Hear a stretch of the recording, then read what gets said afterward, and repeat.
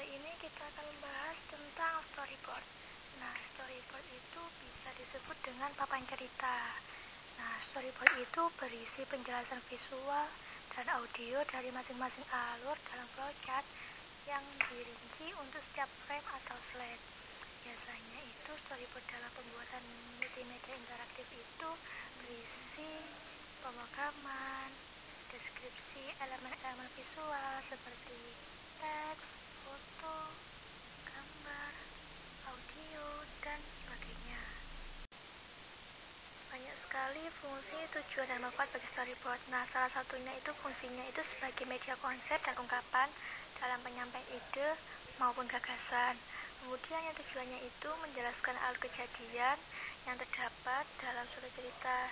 Dan yang terakhir, salah satu manfaat dari storyboard itu mempermudah dalam memahami jalan cerita. Nah, pada kali ini kita akan berbicara tentang membuat storyboard. Nah, sebelum membuat storyboard itu kita harus membuat rengan atau bahasanya itu membuat rencana kasarnya sebagai dasar pelaksanaannya. Kemudian dalam pembuatan storyboard itu harus mencantumkan seperti sketsa, halaman, warna, teks, kemudian narasi, animasi, video, audio, kalaupun ada.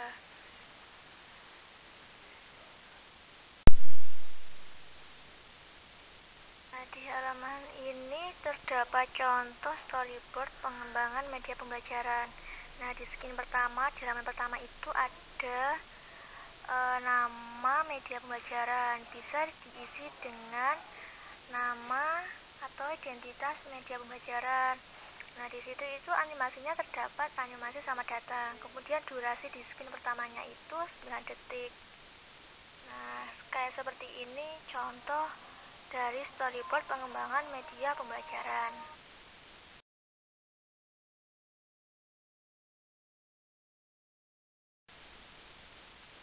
Nah, selanjutnya di sini membahas tentang lesson plan berbasis web. Lesson plan menurut Sudarmanto pada tahun 2008 dan pada halaman ke-9 yaitu sebuah proses pengembangan kompetensi profesi para guru yang berasal dan dikembangkan secara sistematis dalam sistem pendidikan, dijenjang dengan tujuan utama menjadikan proses pembelajaran itu lebih baik dan efektif. Nah, jadi lesson plan adalah dapat menerapkan suatu berbagai metode atau strategi pembelajaran yang sesuai dengan situasi gurunya, kondisi gurunya, dan permasalahan yang dihadapi pada saat itu oleh gurunya. Nah, selanjutnya yaitu keuntungan dari lesson plan. Di sini ada beberapa keuntungannya. Yang pertama, merencanakan pembelajaran pada jenjang kompetensi secara otomatis, tercatat, dan dapat diarsipkan. Nah, yang kedua yaitu merekod. Apa itu merekod? Mengarsipkan. Lesson plan akan menjadi belakang guru yang bersangkutan dan dapat digunakan dengan menyempurnakan pada tahun ajaran berikutnya. Nah, selanjutnya yaitu dengan adanya lesson plan, kualitas guru itu saat mengajar akan lebih terkontrol, atau lebih kondusif seperti itu. Terus selanjutnya yaitu dengan adanya lesson plan, kualitas pembelajaran di kelas yang berhubungan dengan presentasi akademik siswa dapat terstruktur. Selanjutnya dengan adanya lesson plan, guru punya waktu perencanaan sebuah topik pembelajaran tentang bagaimana sebuah topik disampaikan dengan baik dan lebih menarik. Nah, selanjutnya yaitu apa aja sih yang harus terdapat pada perencanaan pembelajaran? Yang pertama yaitu materi pembelajaran. Nah, kan harus mengetahui ya materinya apa gitu. Terus yang kedua yaitu standar kompetensi, di mana standar kompetensi itu bisa kita ambil dari Permendikbud. Nah, yang ketiga yaitu kompetensi dasar. Nah, kompetensi dasar itu juga ada di Permendikbud. Terus yaitu yang keempat, indikator pembelajaran. Pembuatan indikator pembelajaran itu harus sesuai dengan kompetensi dasarnya. Nah, yang kelima yaitu tujuan pembelajaran. Tujuan pembelajaran itu kita harus membuat indikator terlebih dahulu agar bisa membentuk tujuan pembelajaran. Yang keenam yaitu materi pembelajaran. Apa sih yang akan kita sampaikan materinya seperti itu. Terus yang ketujuh yaitu alokasi waktu. Biasanya kan alokasi waktu itu kalau SMP 40 menit, tinggal dikali berapa GP seperti itu. Terus yang ke-8 yaitu metode pengajaran. Guru itu menggunakan metode apa sih? Menggunakan metode discovery learning atau problem based learning seperti itu. Terus yang ke-9 yaitu kegiatan belajar mengajar. Dan yang ke-10 yaitu evaluasi pengajaran. Yang ke-11 yaitu sumber belajar. Itu. Pembelajaran berbasis web merupakan salah satu layanan edukasi berbasis web yang mana memungkinkan untuk terwujudnya kombinasi pembelajaran dan hiburan, yaitu dengan menggunakan media internet dapat menghubungkan pembelajaran antara pendidik dengan siswa yaitu secara online. Nah, selanjutnya yaitu karakteristik media pembelajaran berbasis web. Yang pertama yaitu harus interaktif, yaitu di mana tersedianya jalur komunikasi yang lebih banyak dan lebih baik secara langsung, yaitu seperti chatting atau messenger ataupun tidak langsung, yaitu seperti forum, mailing list atau buku tamu. Nah, selanjutnya yang kedua yaitu media berbasis web itu harus fleksibilitas. Di mana fleksibilitas di sini adalah aspek penyediaan waktu, tempat, pengajaran, dan bahan ajar. Nah, yang ketiga yaitu aksesibilitas, di mana sumber-sumber belajar menjadi lebih mudah diakses melalui pendistribusian di jaringan internet dengan akses yang lebih luas daripada pendistribusian sumber belajar. Nah, di sini ada contoh sampel rencana pembelajaran untuk siaran berbasis web atau jarak. Nah, sampel di sini isinya itu ada waktu, tujuan pembelajaran itu apa, terus bahannya yang diperlukan itu apa, perangkat keras, perangkat lunak, bahan cetak, hangout.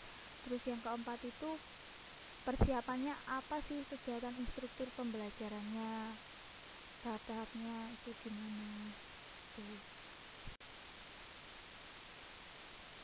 Selanjutnya adalah pengembangan multimedia jarak jauh interaktif atau Interactive Distance Broadcast atau IDB.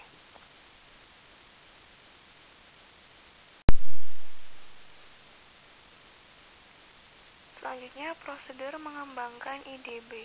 Yang pertama, kegiatan 1, yaitu mengembangkan skrip dan materi. Yang kedua, membidik dan edit video. Yang ketiga, melatih presentasi. Dan yang terakhir adalah menyiarkan sesi.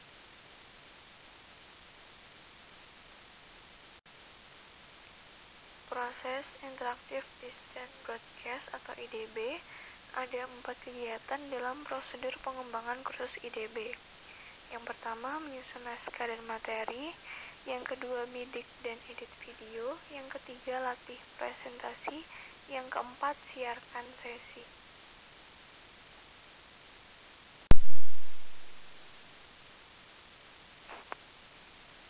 Kegiatan 2 yaitu bidik dan edit video. Tinjauan pertimbangan tampilan instruktur, biru dan putih pudar adalah yang terbaik, di mana instruktur itu tidak boleh memakai pakaian putih, karena itu dapat warnanya sangat menyala pada kamera. Merah berdarah. Pola tertentu seperti anjing pemburu membuat gerakan bergelombang di layar saat orang tersebut bergerak. Instruktur tidak boleh memakai perhiasan karena mungkin membuat suara yang diperbesar oleh mikrofon. Cincin mungkin mencerminkan pencahayaan studio.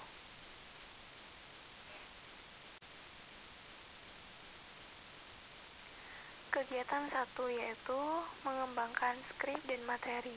Overhead tidak boleh lebih dari 30 karakter per baris dengan maksimum 9 baris per gambar. Yang kedua, simpan teks di zona aman. Ingatlah bahwa monitor itu lebih lebar dan lebih pendek dari selembar kertas berukuran 8,5 inci x 11 inci, dan sisakan margin setidaknya 1 inci untuk mengakomodasi perbatasan di semua sisi. Minimalkan kebutuhan untuk menulis pada overhead kosong atau pada flip chart. Saat Anda menggunakan flip chart, gunakan kertas putih atau biru muda yang tidak mahal. Dan saat Anda menggunakan slide, gunakan cetak ukuran besar dan font sederhana. Dan saat Anda menggunakan handout, tidak memiliki banyak teks di selebaran. Yang terakhir, dalam storyboard sesi, pertimbangkan membuka dengan satu kegiatan untuk membebaskan diri dari gagasan bahwa para peserta menonton film atau pertunjukan.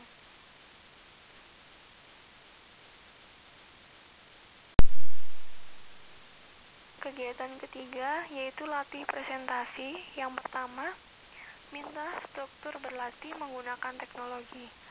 Berlatih sangatlah penting karena Anda tidak ingin ada dead air time pada monitor. Yang kedua, tinjau pertimbangan tampilan instruktur. Dan langkah yang terakhir adalah instruktur harus mengikuti garis besar untuk melakukan pengujian dengan kelompok kecil di situs siaran.